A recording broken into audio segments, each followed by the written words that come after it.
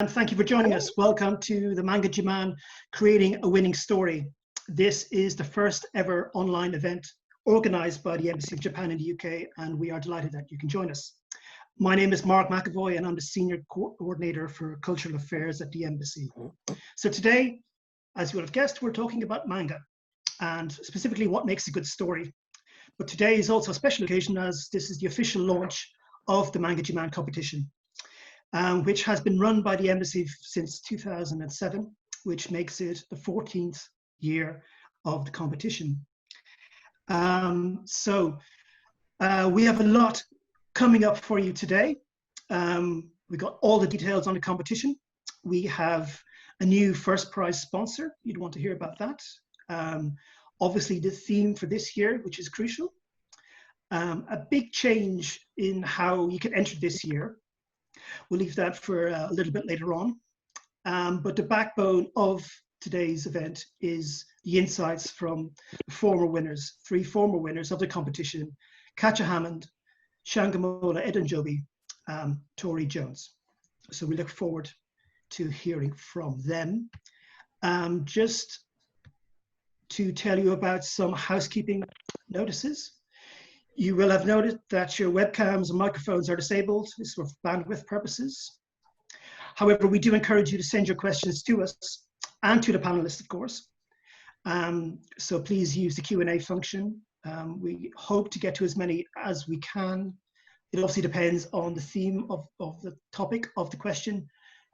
Questions aimed at all 3 panelists and more technical questions you might save until later in the program. But each panelist will have their own individual segment. So if you have one specific to them, please let us know. Recording is in progress throughout. If you want to send in a question anonymously, that is possible as well. So please do. Just a quick overview on what Manga Jiman is and what the main characteristics are. So it's a short form comic, a story told within 6, 7, or 8 pages. Now, stereotypically, as with a lot of manga in Japan, we ask that it's drawn in black and white. For those of you outside of the UK, please note that it's just for UK residents only, but there is an international competition, which I will talk about a bit later. This version of the competition is for people, entrants aged 14 and over, or who will be 14 by the 1st of January next year. So that is that. So now I will ask our panelists to turn on their videos so they can be visible to everybody. So thank you very much to Tori, Catcher, and Shango. Hey. How are you all doing? Good, thank you. Right. Good. Thank you for joining us. Glad to have you here. Doing okay. I think you are 3 great representatives going back over the history of Manga Jiman. So we'll have a few individual segments coming up, and we thought we'd start chronologically, if that's okay. So that would be with Catcher. Now, Catcher is one of our prolific Manga Jiman entrants. She has a few top 3 finishes prior to her first win, for her winning in 2013 with Oh Crumbs. Now, Catcher, you're an illustrator, a writer, and a game designer. And I know that you based your characters from Oh Crumbs on Zippy and Jess Zippy, Jess and Crumbs from one of your university projects. Can you tell us about that? I could actually show some of the original art. Let me just share some stuff. Yes, please share. Cool. Yeah, totally. Let me just load them up. But yeah, so Oh Crumbs was based on a game that I designed in my very first year of university. I had to do something. Well, I personally chose a theme to be about colour, and I like the idea about a little chameleon who like that's all chameleons do. And I thought, if he's chromatically impaired, that's a story. He's gonna have to figure out where it goes, and so he goes on this personal little journey. He's being teased by a little whoopsie he's being teased by the other chameleons staying one color, and he goes around collecting magical bricks that colored in him, and when he gets back, what a colorful that he is. And I thought, he's full chameleon that he could possibly be. So I thought, wait, he's gone through this entire journey without actually he's now who he is, but he's learned to do all these colors and then just blend into the background like he doesn't exist anymore. That's not quite the story I want. So I thought, he's got the power to change colors. Let's make him change colors.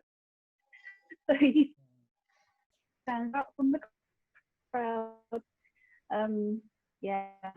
So that's the general story. I kind of came up with quite as polished at the time. All the elements were very minimal stuff, and this is like the initial concept. But Dippy Jeff was a bit of a stick girl. I just like the idea of just a little dot face. I think it's very simple, and then Crumbs would just be. I think he was. You play as Crumbs jumping around, and I wish I could have found the prototype game I actually came up with, because I did the video of it, and it was really silly, but cute. And got to draw him in little. I think maybe that's the only one I've got. It was fun trying to come up with the game, and then like a couple of years later, when Oh, Hello? I think we might have lost Catcher. hello, Can we ask you to stop the video actually and just share your screen again? Yes, then maybe that works better. So maybe, can you hear us? I can hear you. Okay, yes, please. Yeah. A lot of people here. Okay. Hello. Sorry about that. No. Let me see if I can come up with stuff again. So, photos. So when Manga Jiman happened again, and the theme was a Voyage of Discovery, I thought this is the perfect story. Now I can. The game was really clunky, but I thought I could polish everything up and put things together and turn it into a short story and really let it live, because it never turned into a fully finished game. And so that's the comic that I ended up with. And the thing is, the spirit of Crumbs I really loved, and I love polishing things over and over again. So every so often I revisit the story and just look at things from a different angle again. And like this was one day I got bored and I thought I'd draw Zippy J for a bit, and I loved the bottom right corner, her expression there. It was just like, oh, so cheeky, and I was like, oh, what's going on in her head? And but I kind of left it for a bit, and only recently I kind of went back to it again. I thought let's redesign the characters a little, and so I thought if I could come up with a new style that kind of speaks more to Zippy J's perkiness and her zip surrounding name, and then something that felt a little more fitting in style with Crumbs, and I'd be really happy with that. Maybe I could kickstart another project with her. But that's just kind of. Did I answer the question? I feel like I rambled a little. No, that's good. That's good. Thank you very much. I think Tori noted something about the language, the dialogue in. Yeah. So I was just going to ask, in the story, it's very like sing-songy in tone, like nursery rhyme-ish, and I'd never seen that in manga before. So I was just kind of wondering, like, what other influences you had in making it. I had no idea that it was a game first. That's really interesting. Yeah, thanks. Well, I think it was more for practical reasons. I'm very bad at squishing things into 8 pages. So I thought, if I could at least use visuals to tell one story, but then use words to fill in the rest of the story, I could do that. But showing pictures and then saying once upon a time there was a girl and a chameleon kind of felt kind of boring. So I thought let's bounce a little, give it some rhyming stuff. I was really bad with the rhyming and the rhythm, but give it some bounce and some energy, and being able to add that particular tone to the narration helped me figure out the kind of personality the general story had. It's like they got a skip and a beat to them, and it's never left them. And actually, kind of it's influenced the rest of my art in the future, because I realized, you know what, stories can be whimsical. You don't have to be dead serious about everything. I love being playful, and I think these two characters were what started me trying to explore more playful side to storytelling. I didn't really have any particular influences when it came to the storytelling side of it, because I was more of a style I decided to just do for more practical purposes. But when it came to art, I looked towards the getting used and colourful around eating things, and which kind of merges with Crumbs, who likes to eat sweets, but I don't know, the comparison stops there. And then various other games I like were like Ace Escape 3, where yet another protagonist where you have to go on a long journey just to collect things. And I think I generally like stories where you run around the place collecting stuff, and then at the end you have this massive journey that you accomplished and you've achieved a lot of things. I think that's just a general story trope I like to go for. I think one particular, it's not a film, it was more like a trailer that Headless Studios did of a film that they never ended up finishing, called The Strange Case of Dad's Missing Head. I watched that, and it was a very short trailer, but it had the most vivid artwork, and it was super inspiring. So I was like, wow, all these color combinations together, and the shapes and animation, everything about it just was like perfect. And it made me want to make something like that too. And I think that was a big push behind the different Crumbs in their stories. Yes, so Gotcha. that's kind of the main influence behind this. Yes. I noticed that color is a key element of the story, and despite the story being in black and white, it didn't make any difference because it still kind of shone through. And the judges, I think, felt that as well. Chromatics there. So obviously you drew this in color first, did you? Yes, it's a person. Oops, sorry. Oh no colors at all. I went straight to black and white. Okay. I love challenges where you have to figure out how to imply something without actually having access to that thing at all. So yeah, how can you capture color with just black and white? I think in one of my older Manga Jiman entries to Sailor Moon, I used a program, Clip Studio Paint or Clip Paint Studio instead of Photoshop, and in there the tools they've got this really wonderful blending technique between the paints, and I used black and white just to color those comics, and the judges ended up saying how much they loved how colorful the grays were. I was thinking, wow, I never thought about it that way. I should try this again. So I studied that old Manga Jiman comic and then tried to bring it into all my future pieces, because it actually really works. And it's something I still try to practice to this day when I'm working on thumbnails for commissions and general job stuff. And it is a really cool trick I picked up. It still needs developing, but I love it. And yeah, I made sure that it definitely shone through in Crumbs. I feel like I could have done better, but this is 7 years ago. So if I revisited it, it would be a lot more polished, I think. I'd love to redraw it again, actually. Yeah. Good. So Catcher, you entered twice, didn't you? How many times did you enter before you won, Catcher?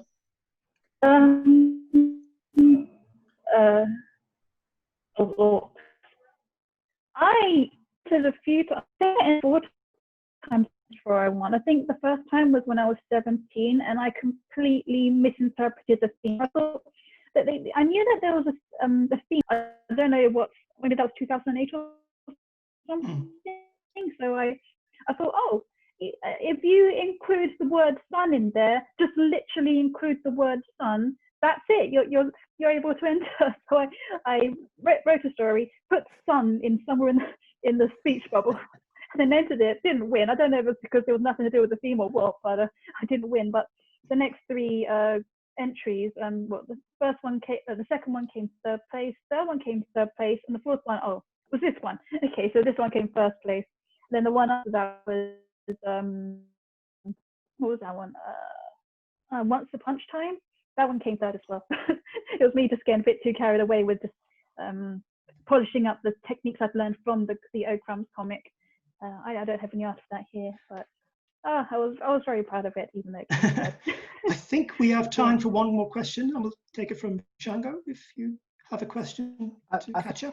Catcher basically touched upon what I was going to say in terms of like how the techniques that you've learned from the experience of entering Manga Jiman and how you've sort of carried it over into your future work and how you've applied it. I think she touched upon that, but I don't know if there's anything else you want to add to that. I don't know if there's anything. I think this particular comic was a combination of all those things I picked up from my previous attempts at this competition and the feedback I got from the judges, like the whole grey is so colourful. In the Sailor Moon comic, I remember the judges saying, "Wow, this comic speaks so much." It was a story about a girl riding on a moon through the sky. it was pretty straightforward, but I was saying, "Wow, what does this comic mean?" And someone was very certain it meant one completely different thing, something about romance. I was thinking, "Oh, there's a couple in there, romantic couple," but I don't think they really. They didn't take the main focus, but they were certain that this is what it was about. But I was like, wow, that's a very interesting way of putting things. Maybe I should think more about what I put into the story and not make it so straightforward. There's a metaphor going on in there, but it's not going to be pretentious. It's just like, if there's something I want to talk about, how can I talk about it creatively? So after that, all my other stories were saying something, but also touching on other things that I personally felt important and I wanted to express, just not so obviously. Writers tend to do, I think. I don't know, but it was something I learned from my experiences. And by the end, O Crumbs was everything I picked up and squished into one 8-page packet. Yeah. And it worked out very well. Yeah, it did. Excellent. Thank you, Catcher. Time is tight, so thank you. So we'll move on to Shango. Of course, now Shango first entered Manga Jiman in 2016 with God's Island, which went on to finish in second. And the following year, he entered with The Dreamcatcher, and we know how that worked out. Shango, take it away. Awesome. Yeah, let me quickly share my screen. Start off with a wacky picture of me. So yeah, that's me. That's my character. That's who I am. I'm an old soul creative. I'm a dancer as well, and I draw comics. I started drawing in 2014. Was my first experience. I was always drawing before that, but I took my first serious step into making comics in 2014. And I started with just making one page, just to see if I could actually do it. And yeah, that was good fun. And so coming into Manga Jiman, I entered the first year with God's Island. Got some here if anyone can see that. That was my first entry. And it was a sort of a test to see if I could tell a story going from 1 page to 8 pages. I mean, I think a lot of people struggle with shrinking their stories down to 8 pages, but for me, I was like, let's start with 1 and then let's blow it up and get a bit bigger and see how I could do that. So I always thought that writing was my weaker point, because I was an artist first. So I decided to try. I'm quite methodical, so I decided to try and research some writing techniques, the hero's journey and story circle and things like that, to try and see if I can work out something to do. So my entry was called The Dreamcatcher, and it was based on the Native American myth of the Spider Woman. Her name is Asabikeshin.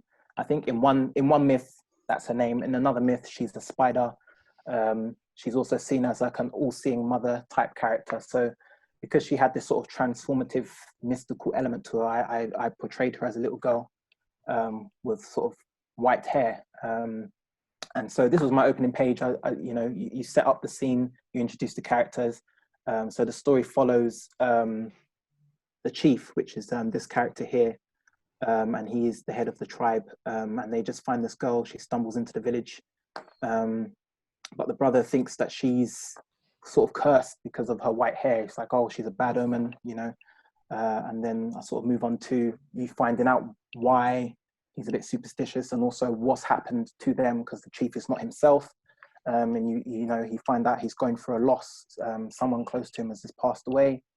And then sort of like, I guess page 2 sort of is setting up for me what the story is going to be about. So you've just met the characters, and now you're finding out, okay, what journey are they going on, and you find out that his son has fallen sick, or he's fallen asleep actually, and he won't wake up. And so, a bit of a time lapse. He's not woken up and he's not eating. So there's a threat that, oh no, he might, pass away. And then moving on, the Spider-Woman steps in. Well, she doesn't have a name in this, but I'm calling her the Spider-Woman. I nicknamed her Asa in my drawings, but I never use her name in the story. So to me, I know who she is, but to the readers, they probably be like, oh, who's this girl? She's a little girl. But yeah, she steps in and sort of like is a bit mystical in her approach. She seems very wise beyond her years. And she sort of pushes the chief out of his body and sort of like astro projection. And just advises him, go find your son, because he's in the dream world and he won't come back for some reason, So, but obviously seeing that his stepbrother is a bit like, oh no, what's happening? She's cursed. I knew she was evil. Blah blah blah. Chases her off, and he's sort of stuck now in this dream world, and yeah, so he has to go find his son, which he does at this point, but he finds that the son is in the dream with his mum, who is the one that passed away. So, it's sort of like a whole process of seeing the father seeing his wife in the dream. Is sort of like the moment of acknowledging she's actually passed away. I need to accept this. And because it is his story, it's his emotional journey that we're following, and none of the other characters. So I think this moment was very powerful for me. Where he comes in and he just hugs his son, and it's like that embrace suddenly is the moment of, okay, the mother disappears because she's not real anymore. And I think that this whole sequence of speech bubbles is sort of the message of my story. And then so coming out of that, they return, and they're like, oh, she wasn't a bad omen, she was actually good, she helped us, but she disappeared, and the only thing they can find is the dream catcher, which was one of her earrings. So that was sort of my overall story that I sort of squashed into 8 pages. It was sort of a structure that I built off of the hero's journey, and sort of really dissected it and stripped it out and got rid of stuff that wasn't really needed. And sort of, I guess I looked at what I read. I read a lot of manga sometimes, and I did my homework before I entered. I read all the previous winners, all the previous entries that I could find online. I found what I liked, what I didn't like. I worked out just sort of like the common tropes, I guess, that seems to be the strong suits of the work. And I guess I'd called it the heart of the manga, which is sort of like, what is the message of the work? A lot of the strongest stories had like a core message about us as people, and maybe something very personal to the creator, which I thought was really cool, because I think we all have something to say, which is why we tell stories. So I thought like that was really powerful to make sure I include something like that. And then I also thought that the stories that were very strong were ones that followed a character, that it also helps to pin it to a character, because I guess if you want to tell a big story, you're like, and then, this person comes in and then this happens and then this and that. But if it's too much, you sort of there's not enough room for it in 8 pages, and you can sort of lose track of where you are in the story. So I think if you're following one character, they can sort of be your eyes and your journey through the story that sort of really simplifies it and help me to develop my story. And then I just thought, I think for me in my process, I'm just sort of giving you my thoughts in terms of creating. I sort of like broke down the pages into moments that I could. So if I could say what's happening in the story in simple words, then I could sort of draw it in the same way, really. And for me, the most important ones were the situation, like why am I reading the story? Like, why do I want to invest in the characters? The situation, if you could get that going, then I think the story is really strong. And then the worst, I call it the worst case scenario, which is basically putting the character in the deepest of trouble. They're like, okay, this is, you know, for my story, it was putting the chief. He's lost now. He's not in his body. The one person that could tell him has run off, and he can't find his son. So to me, that was sort of like his darkest moment, the worst case scenario for him.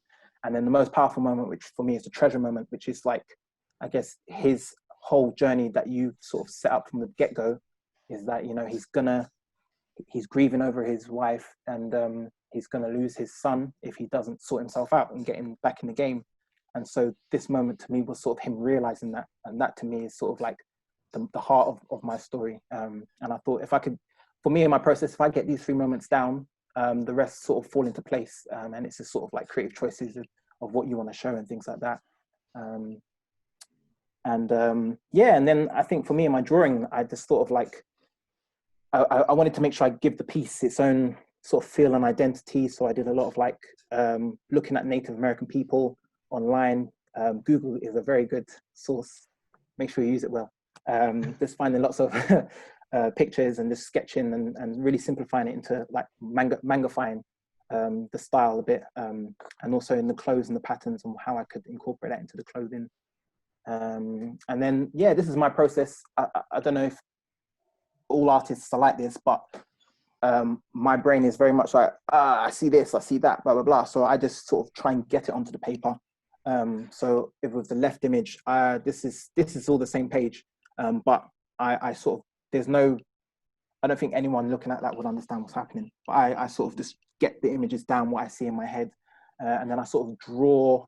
If I start seeing a sequence, I start drawing lines, arrows, go, okay, this connects to this goes to this, and then sometimes I'll change the angle and be like, actually, let's get rid of this and just have only his head peeping through, and then, you know, yeah, so I sort of bounce around the page, and then I pin it down to sort of like this, where it's actually becoming a page, and then I draw it up if I've got enough time to this size, which is A5, or yeah, A5. I did this one. Sometimes I do it a bit smaller than that, and then yeah, that sort of develops into the final page once I've got all the components together. But yeah, that's me and my stuff. We have a question for you, Shango, from Lizzie Parks. Comment is, I love your backgrounds. Do you draw them out by hand each time, or do you use some other method? Yes, I'm totally, well, I'm not totally, because I use Photoshop, but I draw everything by hand, and then I scan it in and do sort of extra effects. I put my speech bubbles in and text through Photoshop, but I draw the pages blank, like no text and no speech bubbles.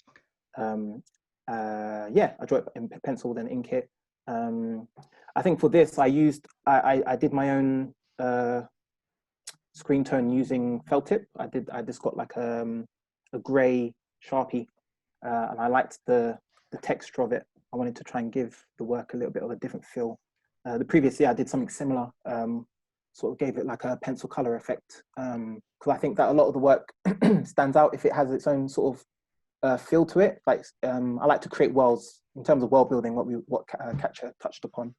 I like to try and immerse my story in the world. So once you're in, it's got its own visual style, it's got its own feeling to it.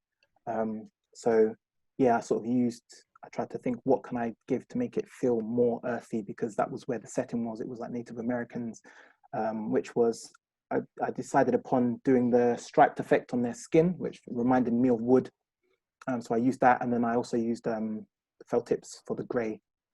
And then when I scanned it in and touched it up on Photoshop, I added some more screen tone effects.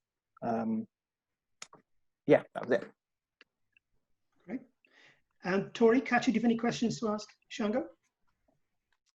I think you kind of already answered kind mine. No, go for it, because mine was just about like paneling, because you have so many panels on one page, but it never feels crowded, and like I could never do that. I have like 9 panels per page max, I think, but like never really get there. So that was just really impressive. But then you already showed that you do sort of plan it out before you draw it. So yeah, I think the previous year I was quite text heavy. Like feedback from the judge was like you used a lot of text, and so I thought this year I would try and use. I really break my structure. I said let me try again. And build upon what I did the first time, and sort of went in with the same sort of creative structure, but this time I decided to try and strip out as much text as possible and just go with more imagery. And I tried to focus on making sure that there was more panels than speech bubbles. So per page, if I did like 5 boxes, I had to make sure that there was no more than 5 speech bubbles. And I tried to really say that if the speech bubble is being said by the image, get rid of the speech bubble. Like it sort of cuts the flow, and it sort of destroys the pacing, in my opinion. I also tried to make sure that in terms of my style, my speech bubbles sort of are almost like a pathway. So like they don't sort of jump around the page too much, but your eye can sort of follow in a natural way the flow of the speech bubbles. And I feel like that guiding through the page helps to sort of focus you and get rid of the busyness of like, there's so much going on, so much detail. But I think if you sort of do like a little pathway with the speech bubbles, that your eyes can sort of follow the flow quite naturally. And I think that helped. That did help a lot. Yeah, cool. Catcher?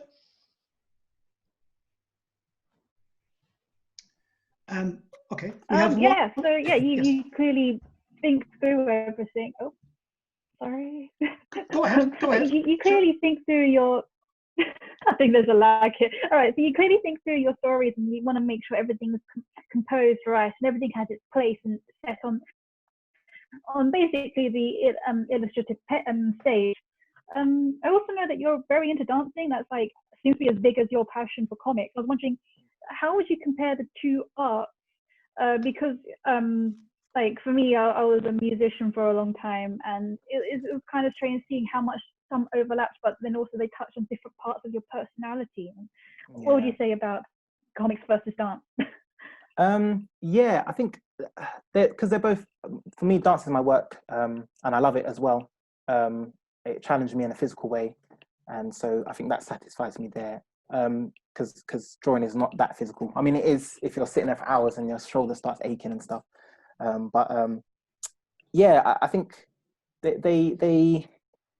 I think the dance helped me to understand flow and movement on my pages in terms of my characters and how they move, like action, running, and things like that. I think there's sort of like a 3-dimensional aspect of dance that you can sort of see bodies in a space, and that helped me to understand bodies and sort of, I guess, framing characters in the frame. That helped me. I think that's a skill set that I sort of gained from being a dancer. I think sort of wrote some notes down. Oh yes, I think criticism is important. Like being a dancer, you get criticized a lot, I guess, when you put work out and sort of you get feedback and things, and it's very, very personal. Like you as a dancer, you're putting your heart out and you're dancing from here, and people are looking at it very raw, and it's like sometimes it'll be like, I don't like that, don't like the way you move here, and that can feel very personal, but it's actually your work that they're criticizing, you know. And I think being able to take criticism like that through dance has helped me in terms of my comics. Whereas I think us sometimes as creatives, we're really precious about our style and our drawing because we devote so much time to creating it.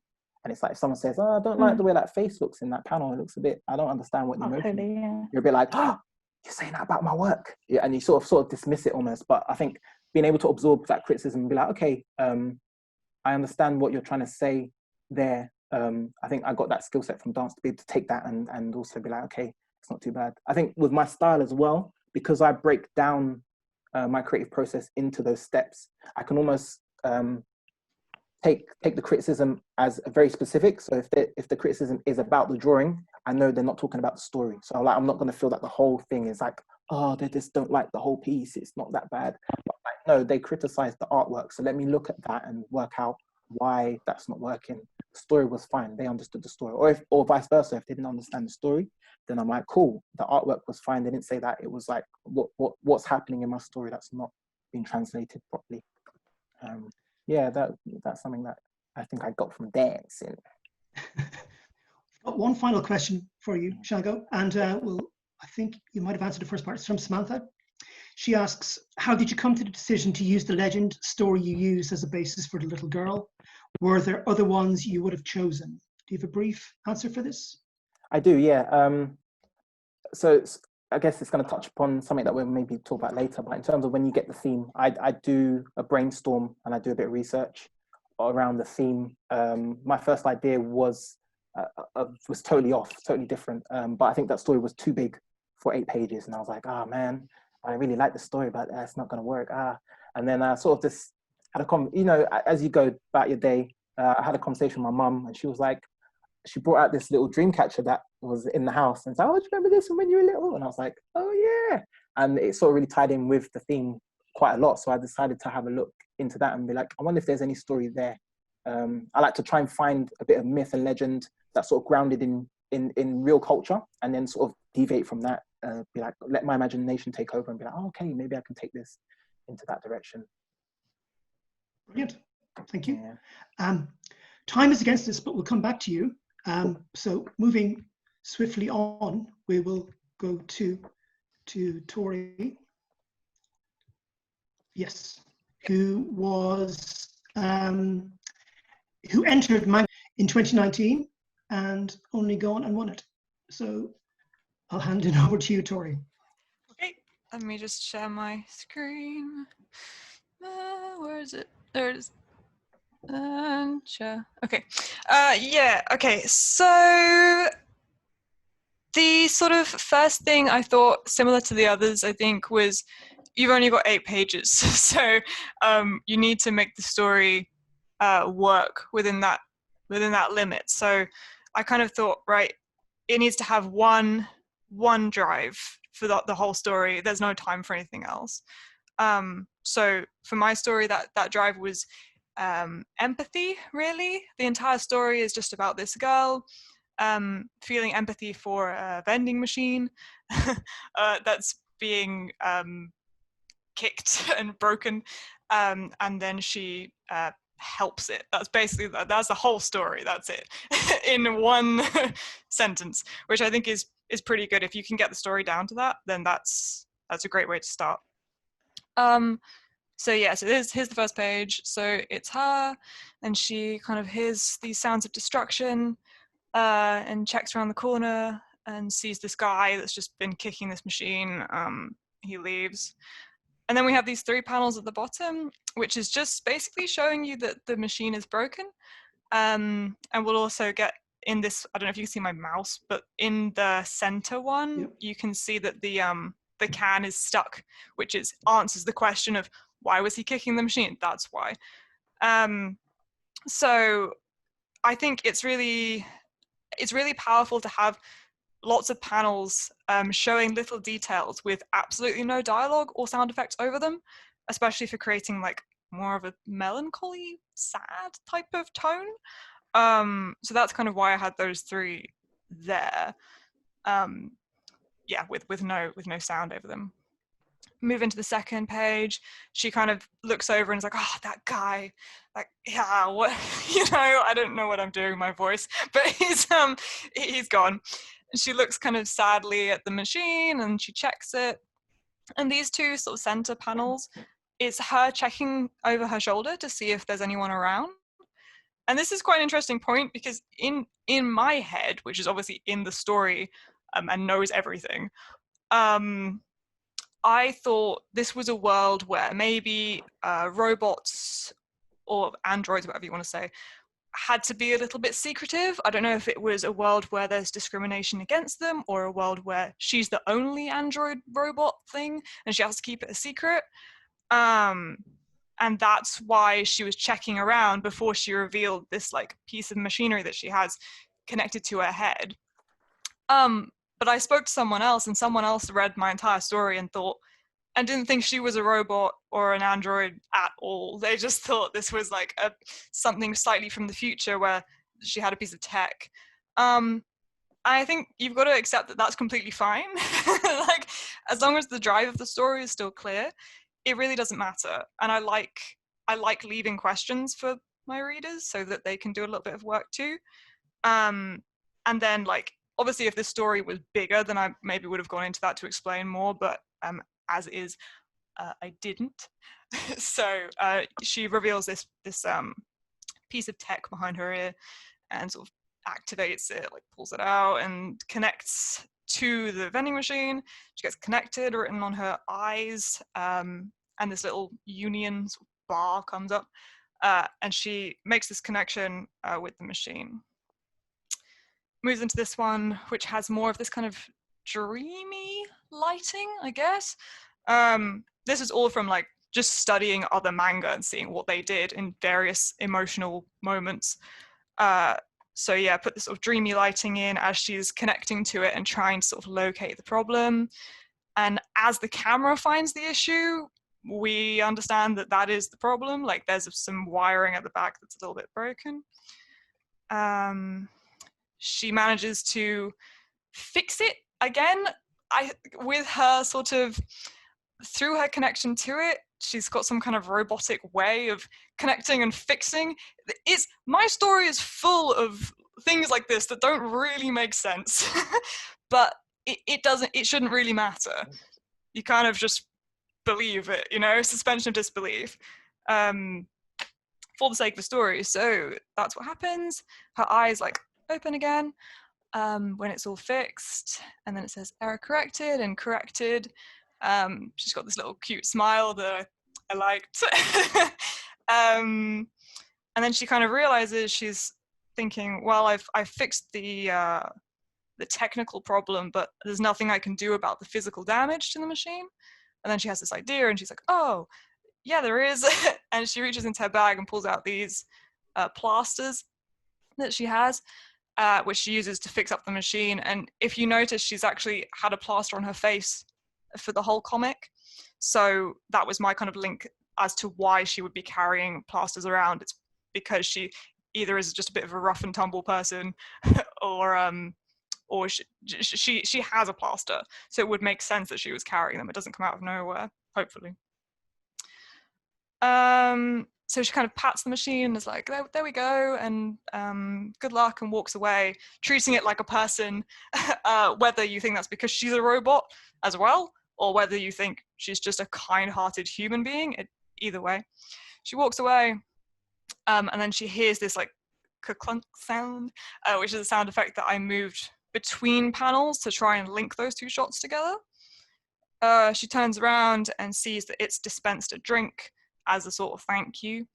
And you get this cute smile again, which I think is sweet. And then the last page is here, and she just throws up the can, catches it, and walks away. And in this last page, I tried to use a lot of empty space, because I think that can be really emotionally impactful too. Like, you don't have to fill every page if the story is small enough for you to allow you to do something like this. I think this can also be a pretty cool thing to do.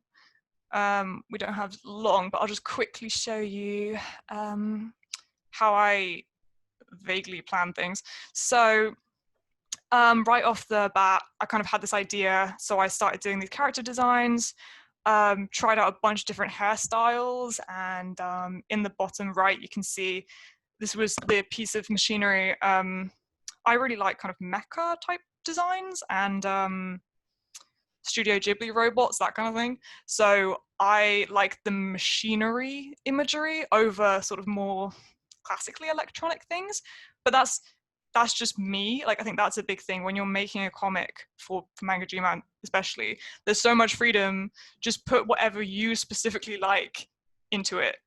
like, just, it doesn't matter if it works in the medium or the genre or whatever, just do it. Yeah, I did some more designs, made her older, made her younger, tried different things, and settled on this kind of middle ground here, which is what you see in the final comic. Then what I did is a full character turnaround, which is just showing the character from different angles, so that they're consistent throughout your comic. That, sadly, my computer deleted that, which was awful. But there you go, that's happened. And then, yeah, the last thing I'll show you really quick is, if you have time, sometimes it can be really helpful to do something like this, which is from a different project, but just show the character with different expressions, without breaking that character design, just so that when they're in different panels, they're still consistent and definitely the same person. Yeah, and story beats and storyboards, and there's 100 things you can do to plan before you start, but that's just what I do. So there you go. Excellent. Thank you very much, Tori.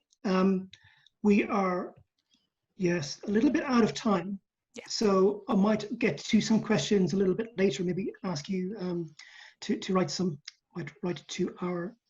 those who have posed a few questions to us. So thank you for that. We'll come back towards the group chat a little bit later on, but I will go to our next page, which is prizes. So we have a new first prize from Manga Jiman this year. Now this is from the good people at selga.com, and the first prize is an original vintage animation cell personally chosen for the winner by selga.com. Can you see on the screen? I'm sure there's plenty of you can recognize from that, famous ones in there. So yeah, I think it's very much a coveted prize, very much. What would you, if you could pick, what would you pick out of that? Shango. I'd go for the dragon. Captain Sakura. Oh. Catcher got there first. Yeah. Damn it, she got it. She got it. She got it. There's some awesome ones, man. Dragon Ball Z. I can see Nausicaa. Nausicaa, that's the one. Yeah, that's the one. I was like trying to remember what genre is that. It's like, yeah, that one. That would be nice. Excellent. So there's plenty of animation cells. So thank you very much to our new first prize sponsor, Selga.com.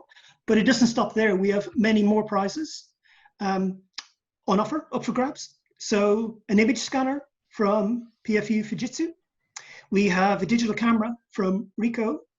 And I think Catcher won quite a few of these, didn't you, Catcher? Oh yeah, I have a nice little collection now, but I love them all, and I take them on trips, and they're really great. So, Made good Christmas presents of it. Great prizes. Yeah. Our long-term sponsors include Self-Made Hero, who always give us a set of Manga Shakespeare, and we give that to the best young entrant, which typically can vary on a year, but it's around 14, 15, or 16 years old, just to kind of encourage the next generation. And more prizes from Fanfare and also from Japan Center.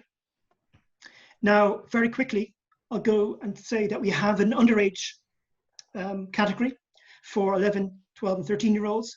This is a yonkoma. So basically, it's comic strip, a short story told in 4 vertical panels. I don't have time to go through this, but we'll put the information will be placed on a website. It follows a certain pattern. And Shango recently gave a workshop on this at the Japan Foundation. I did, yeah. But we'll put more details on a website. Sorry, we don't have time to go through this today. So just to recap, one big change is how you can enter this year. So because of recent circumstances, so people may not be able to go to the post office. Up until now, we just received physical copies. This year, we can receive, you can submit entries by email, electronically. Now, these should be in PDF files. There is a size limit of 10 megabytes, but it's probably best to kind of email us in advance, way ahead of the deadline. Please don't leave it to the last minute. Our inbox might get full, and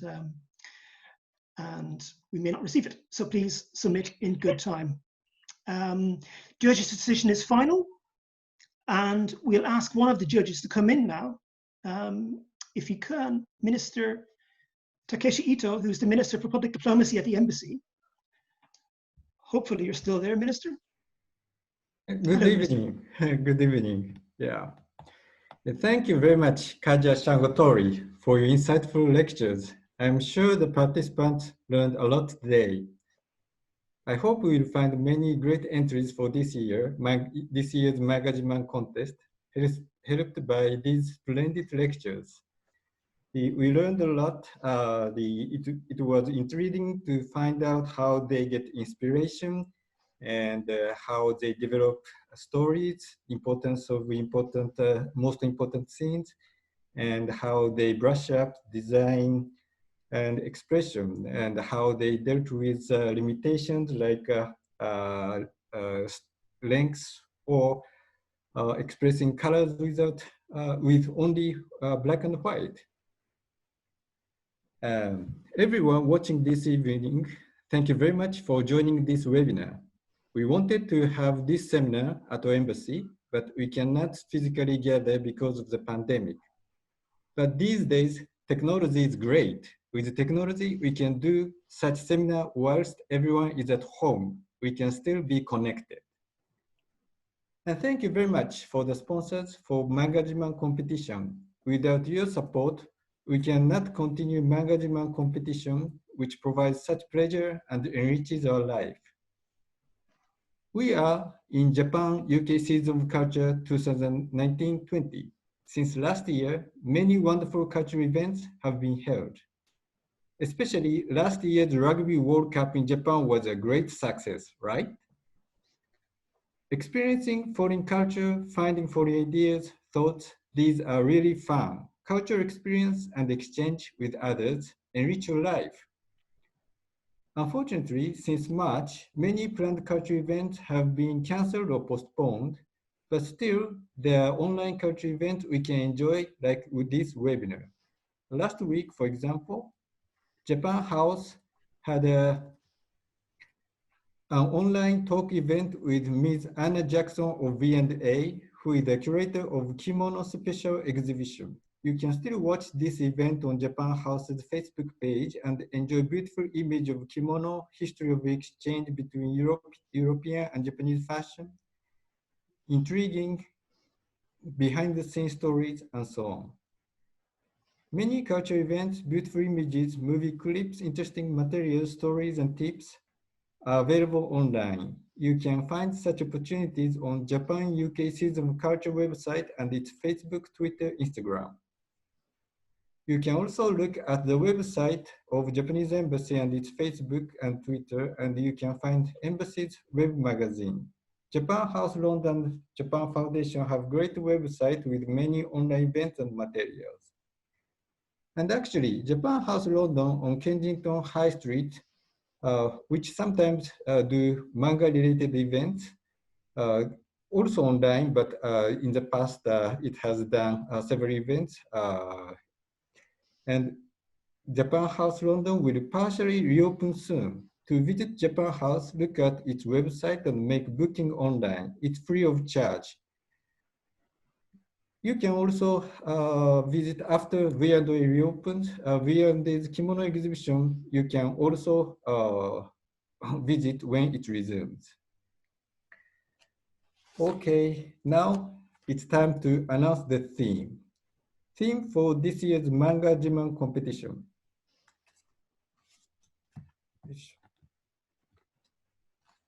Mark gave me this. I talked a lot about technology, but Mark gave me this paper envelope. You are now looking at the back of the envelope. Let me see first. Wow, what a surprise. Okay. I will announce this year's theme for the competition is technology. Please, please send entries. We are looking forward to reading your entries. Thank you very much, and back to you. Mark. Thank you very much, Minister. So there we have it. The theme for 2020 is technology. And as you can see on screen, we have some very beautiful artwork, as is tradition, which is done by the previous year's winner, which is Tori. So thank you very much, Tori, for the beautiful artwork we have. You very kindly have done 2 for us. We've only shown 1 here, so please check our social media for both. We'll put 1 upon each on Facebook and Twitter. That is tradition for the previous winners to design the promotional work for the next year. We also have some examples from Catcher and from Shango from the following years that they've done it. We are fastly running out of time. We won't give any pointers on technology, so we'll leave that up to you how the potential entrants decide that. Just to go through a few more announcements. So if you want another competition, it's a bit tight with the deadline. It's only 10 days away, but works already published are eligible, so you can send them to us, and you can send them to us via email. This is the Japan International Manga Award.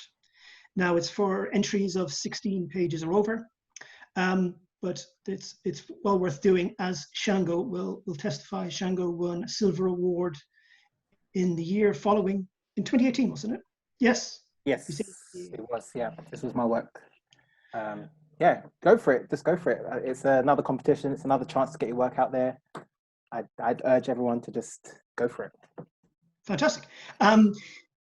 We'll include the links probably in the chat to all these websites. If my colleagues can share that in the chat room, maybe.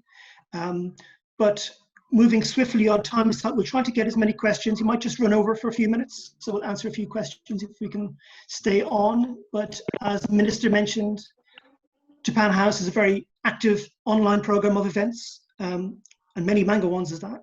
So coming up on those dates, you can see classes with mangaka Kubo Kiriko, who is very well known to us. She is a judge of Manga Jiman. So you'll get some good tips there, I'm sure. See the website for details. And there we go. Just to recap, deadline is 16th of November. Please send any inquiries to us via email or via social media. If you want to check out previous winners' work, search Manga Jiman on webtoons.com. I believe links are being shared as we speak, but if not, the page is live on our website with all the documents, all of the guidelines. Please read the rules and regulations very carefully, and you'll find so many things on there. Now, we have a few questions that we haven't got around to. So if I can go back. So Katja, yeah, we have one from Vanessa for you. And she says, love your work. Are the characters rendered by hand, or do you use a program? Oh, so this stuff, a lot of my comics I usually draw with pencil. I ink with pencil, no quotation marks involved. Yeah, so most of it is drawn by hand, but then when I go on the computer, that's when I shade it in. Although in my more recent comics, I realized that, shading is less important. As long as you get line art polished and it looks great, anything else after that is just an afterthought. So if you don't have time to shade, as long as the line art itself looks fantastic and it looks polished enough, you'll be fine. Because if you do subpar line art work and you think, oh no, shading will make it look much better, it won't. It won't. Just make it look great from the start, and everything else will just embellish what you've currently got. Is that the right word? I don't know, but yeah, make sure you get it great from the start, and everything else will enhance, that's the word, enhance what you've done so far. So that's my tip from me when it comes to line art, which you didn't ask for, but that's my answer. Excellent, thank you. We have received one by email from Nathan, who asked, and this is for, I suppose, any of the panelists, tell us about any corners you had to cut or compromises you made during the creation process. Who would like to jump in on cut corners or compromises you made? Sorry. No, you go ahead, I've already spoken. I think for me, again, it was like there's so much about the Spider Woman that I wanted to tell in my work. And so when I first made the story, I sort of wanted to tell her story and the Chief's story.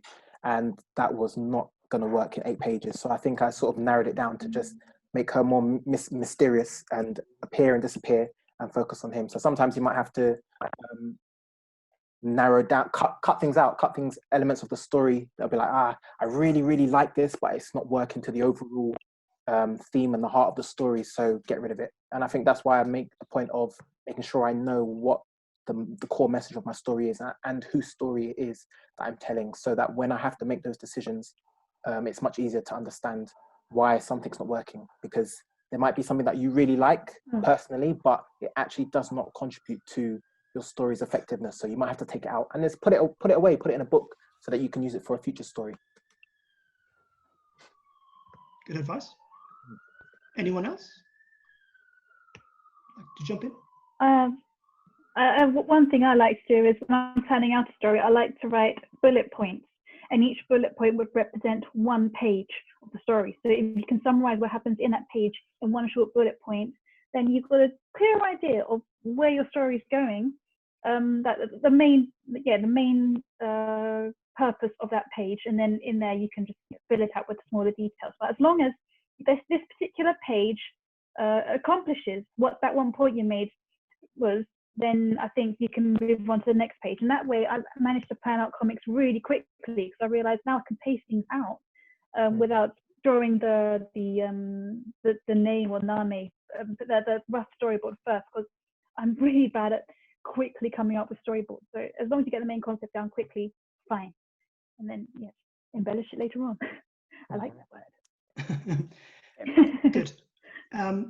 Just on the issue of the page limit, the 8-page limit, how did you find it? What was challenging or easy, and why?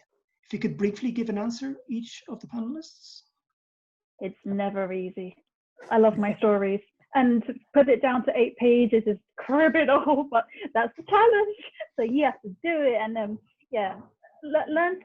I think one thing that's great about the 8 pages is that it really cuts down and makes you realize what the core focus of your story is. So you don't deviate or anything. I think everybody else can relate to that. So, Tori. Yeah, go on, Tori. Have anything to say? Sure. Sorry, mine froze. Right, 8 pages. 8 pages. I think everyone's kind of said a lot of the things about cutting the story down before. I think something that can really help you keep motivation for that kind of format is, because it's only 8 pages, you have the time to spend on each page, so visually. So I think as long as, if you try and have one picture on every page that you're really, really proud of, like that you think that you love the composition of it, you think it looks really good, like, I think that's a really good thing to do, because then that just keeps the motivation going, because every time you turn the page, you're like, oh yeah, that one was really good, or that one was really good. So I think that can help.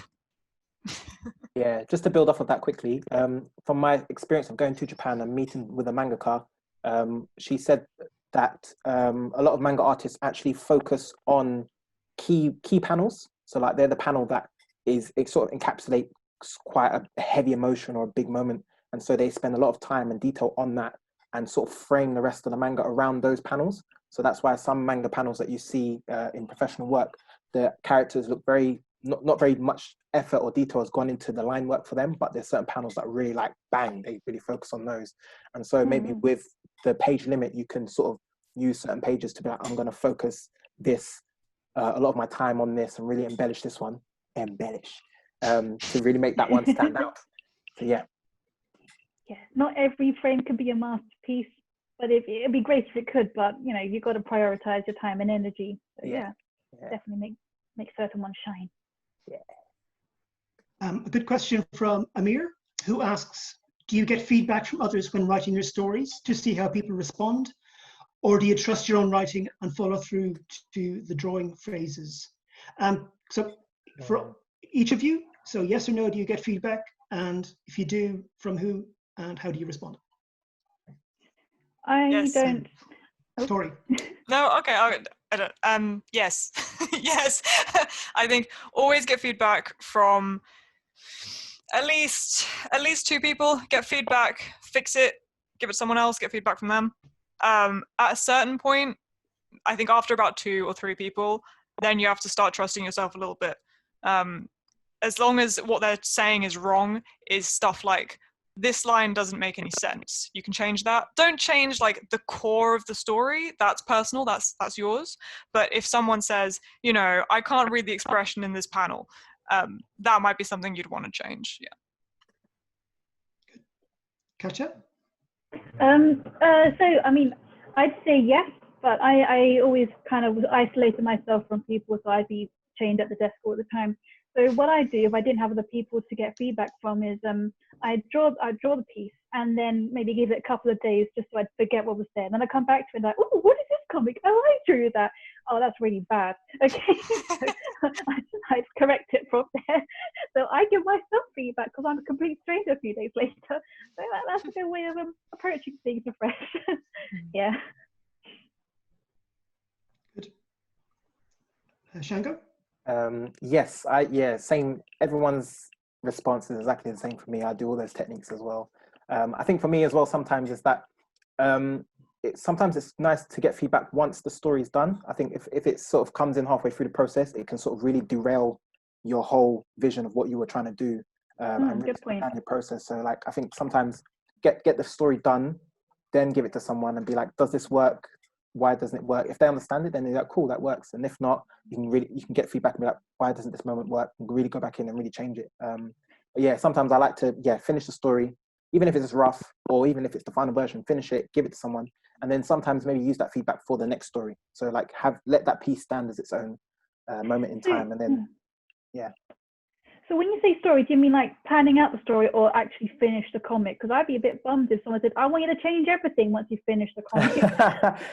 Yeah, not the final draft, maybe like a rough draft of the story. So like when I showed my layouts and I did like the really roughs, and then I got into that second stage where it was like not the final draft, but it was sort of like the layout of how the comic would be once I do the final line.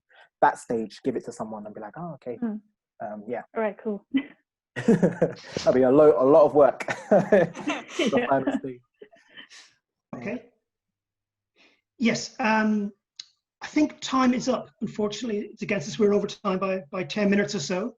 So just to sum up the reasons why you should enter Manga Jiman. Obviously, there's prizes, great prizes on offer. The winning work there will be exhibited at the embassy, all going well. But there's also kind of a community, a spirit of amongst the community of Manga Jiman.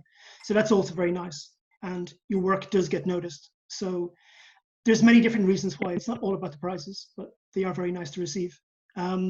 So I think that is it for now. The website is live, so please visit that. The application window is open. Please enter nice and early. Any questions, please send us to us, email or social media. So yes, get involved. Thank you very much for joining us today. And a big thank you to Tori, Shango, and of course, Katja. Thank you for having me. Yeah, thank you.